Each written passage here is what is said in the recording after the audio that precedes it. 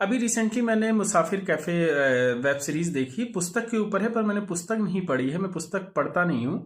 तो उसमें आप लोगों को देख के लगा होगा या पढ़ के लगा होगा, क्यों नहीं चंदर प्रीति के प्रति वफादार रहता है, क्यों उसको सुधा के पीछे ही पड़ा रहता है। वो अंततः जब वो उसके पास आती है तो भी उसी के लिए उसका सॉफ्ट कॉर्नर होता है, प्रीति का एकदम एहसान भूल जाता है। एक जो सबसे बड़ा प्रश्न रहता है कि आदमी को कौन सी औरत अंततः याद रहती है।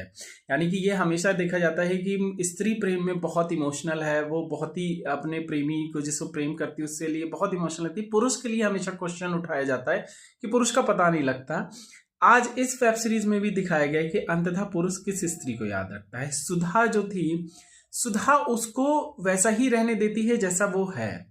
उसके सपने सुन के हंसती नहीं है, उसकी फेलियर देखकर उसको ब्लेम नहीं करती है, उसकी कोई उपयोगिता नहीं मांगती है। जैसे एक पुरुष को हमेशा लगता है कि वो उपयोग करने की वस्तु है, अगर वो अच्छा कमाएगा तो वो अच्छा बेटा है, अच्छा पति है, अच्छा उसकी उपयोगिता है, अगर वो कुछ करेगा उसको सिद्ध करना पड़ता है। सुधा के सामने उसको कुछ सिद्ध नहीं करना पड़ता था, वो अपने हिसाब से रहता था, अपने डार्क सीक्रेट उसको बताता था, अपने ड्रीम्स उसको बताता था जो उसने अपने माता पिता को भी नहीं बताए होते। उसके पिता का लोन वाला सीन भी उसने सुधा को बताया, हर स्टूपिड चीज बताई उसने सुधा को, और सुधा ने उसके लिए कभी उसको जज नहीं करा, कभी उसको ब्लेम नहीं करा। सुधा अम, उसको वैसा ही रहने देती थी जैसा वो है, उसमें बिल्कुल भी नहीं करती थी वो मेरा जैसा बने या मेरे हिसाब से चले। प्लस सुधा भी उसके जैसी नहीं रहती थी।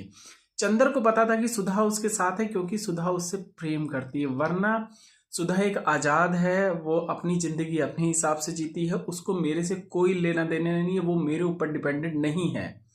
वो कभी भी मुझे छोड़ के जा सकती है, लेकिन अगर वो मेरे साथ है तो वो इस वजह से क्योंकि मुझे वो प्रेम करती है। जब वो इंसान को ये पता होता है कि ये इंसान सिर्फ मेरे साथ इस वजह से क्योंकि मुझे प्रेम करता है, उसके अलावा कुछ नहीं है, मेरी कोई उपयोगिता नहीं है उसके लिए, मेरा कोई फायदा नहीं उठा रहे हैं, वो स्त्री पुरुष को सबसे ज्यादा याद रहती, अंततः याद रहती। वैसे तो वो भी स्त्री याद रहती जिसने उसके अहम को ठेस पहुंचाया है, उसको मना करा है, उसकी दिल में एकदम बात लग गई है, लेकिन जिस तरीके से उसको याद करेगा उस तरीके से चंद्र सुधा को जैसे याद कर सकता है वैसे नहीं करेगा। वो जो सुधा है अगर कभी भी किसी भी वक्त पे किसी भी चंद्र के आगे वो आएगी, वो पिघल जाएगा। वो उसका सम्मान भी करेगा, वो उसको प्रेम भी करेगा, और उसको ये भी पता है कि वो मेरे साथ नहीं भी रहेगी लेकिन तो भी उसका प्रेम उसके लिए बहुत है। तो आप चंद्र और सुधा में से क्या